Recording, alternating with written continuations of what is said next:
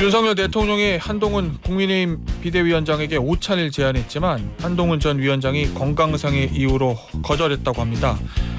일각에서는 3차 윤핵 갈등이다. 이런 해석도 일부 있는 것 같긴 한데 거기에 윤석열 대통령과 이재명 민주당 대표 영수회담은 금주에 성사될 전망이라고 하죠. 대통령실 전 시민사회 수석이었던 국민의힘 강승규 22대 국회의원 당선인과 전화로 연결해서 이야기 나눠보도록 하겠습니다. 당선인님 안녕하세요. 안녕하세요. 강승규입니다. 먼저 당선을 축하드립니다. 감사합니다. 이 선거 과정에서 어떤 부분이 제일 힘드셨어요? 그래도 어찌됐든 그 주민들에게 그 강승규가 지향하는 바를 좀 설명을 드려야 되는데 저도 고향이지만 홍성 예산에 내려온 기간이 짧지 않았습니까? 예. 4개월 정도 됐는데요. 4개월 동안 강승규가 고향 발전을 위해서 홍성 예산의 새로운 변화를 위해서 어떤 일을 할 수 있는지를 이제 소통하고 또 이에 대해서 이해를 구해야 되는데 워낙 그 지역이 넓다 보니까 실제 많은 주민들을 만나는데 한계가 있었습니다. 이런 부분이 어려웠습니다. 예, 알겠습니다. 어제 있었던 뉴스를 좀 말씀을 드려야 될 것 같은데 이 윤석열 대통령이 한동훈 전 비대위원장을 포함한 비대위 전원을 용산 대통령실로 오늘 초대해서 오찬을 하자고 했는데 한동훈 전 비대위원장의 건강상의 이유로 거절했다. 이런 보도가 어제 있었습니다. 이 과정을 어떻게 보고 계세요? 한동훈 전 비대위원장 정치 입문부터 지난 총선까지 쉼없이 달려오지 않았습니까? 정말 많이 피곤해 있을 겁니다. 저도 총선 끝나고 잠시 통화를 했는데요. 많이 지쳐 있었습니다. 통화를 하셨어요? 네. 선거 기간 동안 전국을 돌며 끼니를 거르기도 하고 고생 많이 했지 않습니까? 예. 정말 유세 마지막 날은 탈진까지 했던데요. 한동훈 위원장도 지금 쉼표가 좀 필요한 시간일 것 같고요. 지금 그런 시간인 것 같습니다. 우리 한 위원장이 저도 그동안 선거 과정에서 많은 역할을 했기 때문에 지금 결과는 좋지 않았지만 또 우리가 또 내일을 또 기약해야 되지 않을까. 그런 측면에서 한동훈 장관 지금 쉼표의 시간이 아닌가 이렇게 생각합니다. 그러면 한동훈 전 비대위원장의 건강상의 이유로 오찬을 불참하겠다고 거절한 건 어떻게 보면 너무나 자연스러운 거다. 그렇습니다. 지금 또 우리 대통령실에서는 한동훈 장관과 선거 끝나고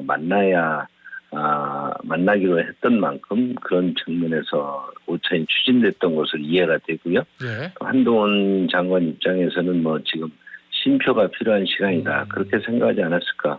그렇게 보여집니다. 일각에서는 이것도 3차 윤핵 갈등 있는 거 아니야라는 일각의 관측과 보도가 있던데 그 부분은 어떻게 보세요? 그렇지는 않을 것 같습니다. 우리 대통령께서도 또 스타일이 있으시고 우리 한동훈 전 위원장도 스타일이 있을 것 같은데 다 두 분이 오랜 동안 또 일을 같이 해오셨던 만큼 상황에 대해서 적절히 관리해 나갈 것으로 보여지고요. 한동훈 위원장 같은 경우는 또 우리 당의 자산이기 때문에 선거에서 또 그동안 수고한 만큼 그런 부분에 대해서 우리 당도 같이 이해를 하고 이에 대해서 또 서로 성찰을 하고 앞으로 미래 발전 방안을 모색해야지 어떤 부분을 가지고 자꾸 갈등을 양산시키는 것은 바람직하지 않다고 봅니다. 당선인님, 용산 대통령실 내에서 일부 참모들이 총선 이 패배 책임에 대해서 한동훈 책임론을 계속 제기하고 있다. 이런 일각의 보도도 있었거든요. 예를 들면 이종섭 장관 문제나 황상무 수석 문제나 원하는 거 다 해줬는데 총선 졌잖아. 이렇게 얘기했다는 보도들이 있었는데 어떻게 보세요? 그 부분은? 모두의 책임이고 제 잘못인 것이죠. 다 제 잘못인 것이지 누구 남 탓할 때가 아니라고 봅니다. 그런 부분이 어떤 부분에서 제기가 됐는지 모르겠지만 지금 저희가 이번에 총선에서 패배한 것은 우리 모두가 어떤 면에서 부족했는지를 성찰하는 시간이 들어야 되지 남 탓으로 하는 것은 적절하지 않다고 보고요. 그럼 일부 한동훈 장관, 한동훈 비대위원장의 책임만으로 있을 수가 없죠. 모두 다 잘못한 것입니다. 그럼 일부 대통령실 참모들의 그런 언급은 적절한 것은 아니다. 이런 말씀이세요? 적절하지 않다고 제가 단언할 게 아니라요. 그런 부분이 어떻게 제기되는지 모르지만 모두 다 자기 성찰을 할 시간이라고 봅니다. 예. 남 탓할 상황은 아니라고 봅니다. 예, 알겠습니다. 네. 저 당선인님, 홍준표 대구시장이 연일 네. SNS 글을 통해서 한동훈 전 비대위원장을 저격하고 있는데 뭐 폐쇄자다, 뭐 배신자다, 대통령을 배신했다, 뭐 황태자로 등장했다가 폐쇄자가 됐다, 정치 아이돌이다, 뭐 이런 좀 강한 비난을 하고 있지 않습니까? 홍준표 대구시장의 이 한동훈 전 비대위원장을 향한 이 비난과 비판, 이건 어떻게 보고 계세요? 홍준표 시장님의 정치 스타일이 있지요. 어떤 부분에 핵심을 찔러서 그 부분에 대한 아주 전국을 찌른 질문 등으로 그 상황을 정리하는 아주 탁월한 능력이 있으신데, 예. 저는 아까도 말씀드렸지만 어떤 부분이 실패하고 패배가 왔을 때 하나의 요인으로만 기결시키는 것에 저는 동의하지 않습니다. 예. 한동훈 장관도 잘잘못이 있겠지요. 그러나 지금 이 상황에서 한동훈 장관에게 그 모든 것을 책임 미루는 것이, 또 그것을 배신 프레임으로 몰고 가는 것이 적절한지 저는 그에 동의하기 어렵습니다. 좀 더 자성하고 무엇이 우리에게 내용과 형식에 있어서 무엇이 잘못인지를 제대로 따져서 이에 대한 발전적 방향을 찾아가는 것이 정치이고 국민에 대한 도리가 아닌가 이렇게 생각이 듭니다. 그런데요, 당선인님, 이게 좀 상황이 묘한 것이 윤석열 대통령하고 홍준표 대구시장이 만찬을 했잖아요. 네. 근데 일부 기사를 보면 그 만찬장에서 총선 패배 원인과 한동훈 전 비대위원장에 대한 언급이 두 사람 간의 대화가 있었다라는 보도가 있었어요. 그리고 나서 대구시장이 SNS에 한동훈 전 비대위원장의 윤석열 대통령을 배신했다 이런 글을 썼거든요. 그래서 이 글이 혹시 대통령도 그렇게 생각하고 계신 거 아닌가라는 일각의 관측들이 있던데, 이거 어떻습니까? 두 분의 대화가 어떤 내용이 있었는지는 제가 알 길이 없습니다만 그런 부분에서 어떤 현상을 이해하고 또 그에 대해서 진단을 할 때 다양한 해석이 있을 수 있고 의견들이 있을 수 있습니다. 또 대통령도 그러시고 또 홍준표 대구시장도 그러시고 이번 선거 패배에 대해서는 여러 의견 등이 있을 수 있는데 그런 부분들을 어떤 한 부분만을 강조해서 그것에 모든 원인이 있는 것처럼 또 우리가 지금 제일 싫어하는 것이 우리 현대 정치에서 지금 국민들과 거리가 자꾸 멀어지는 것이 프레임 아닙니까? 프레임 정치에 대해서는 저는 굉장히 좀 우리가 지양해야 될 부분이기 때문에 이 부분에 대해서 이 문제마저도 그렇게 바라보는 것은 적절하지 않다고 봅니다. 알겠습니다. 네. 관련해서 하나만 더 질문 드릴게요. 한동훈 전 비대위원장이 원래 SNS를 안 하는데 글을 하나 썼습니다. 무슨 일이 있어도 국민을 배신하지는 않을 것이다. 잘못을 바로잡으려는 노력은 배신이 아닌 용기다라는 글을 올렸는데 이 글은 어떻게 읽고 계십니까? 한동훈 전 비대위원장의 그런 스타일이죠. 홍준표 시장께서 그런 문제 지적을 한 만큼 이에 대해서 배신에 대한 자신의 의견을 얘기한 것으로 보여지고요.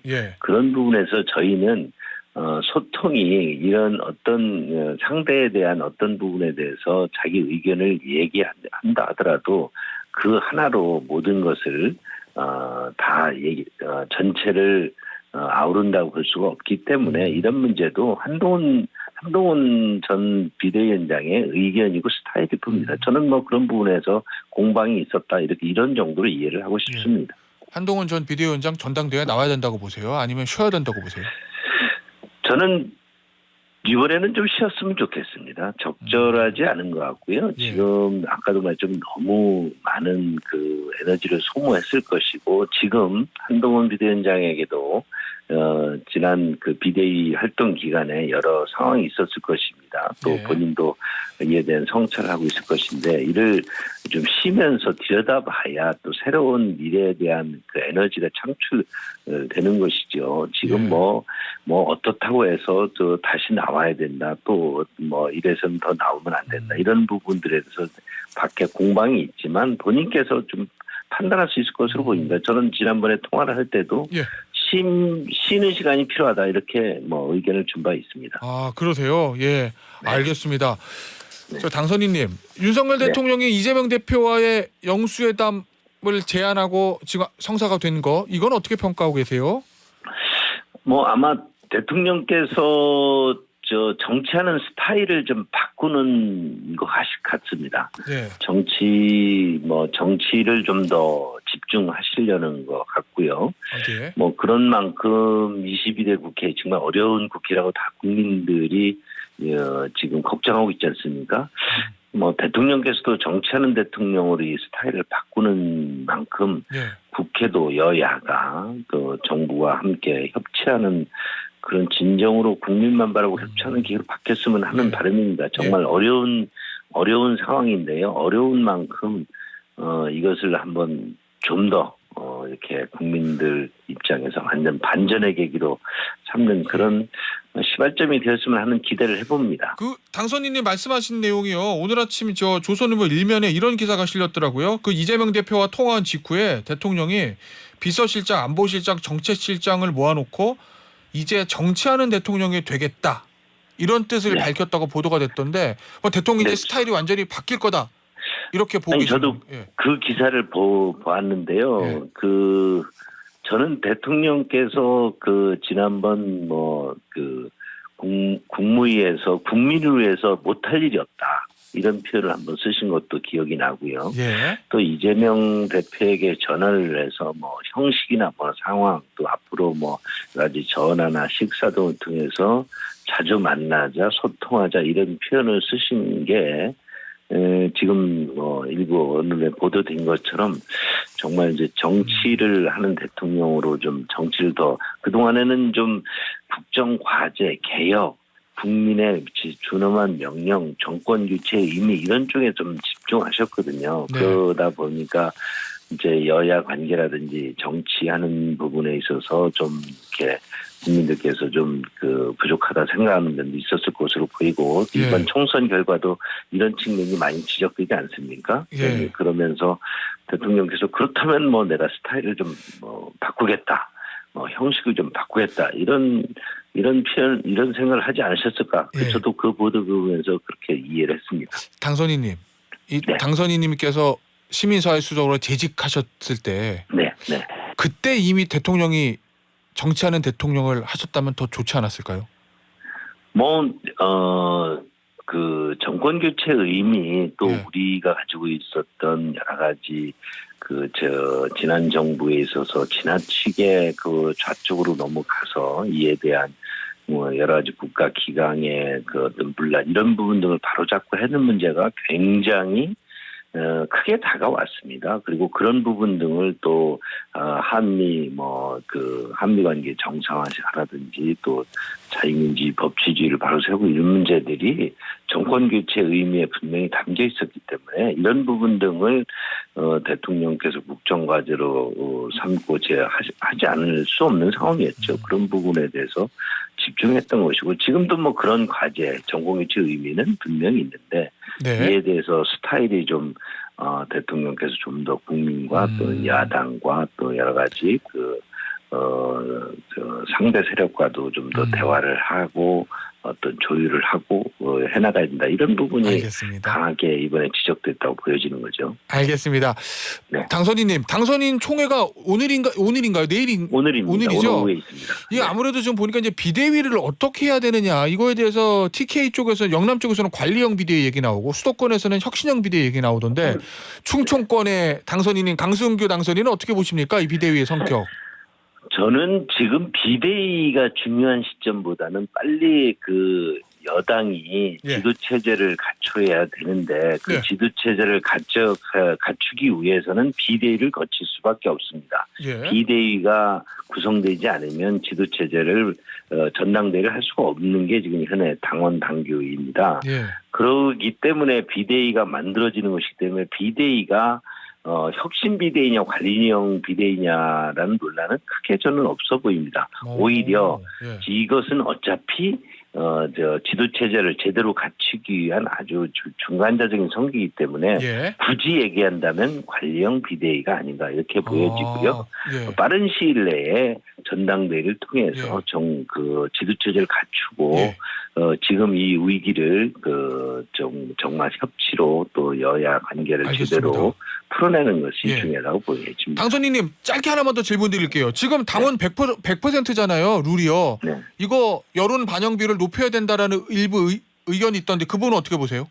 그 부분도 지난 전당대회 때 역선택 문제 등 부작용이 많이 지적돼서 바꾼 것인 만큼 예.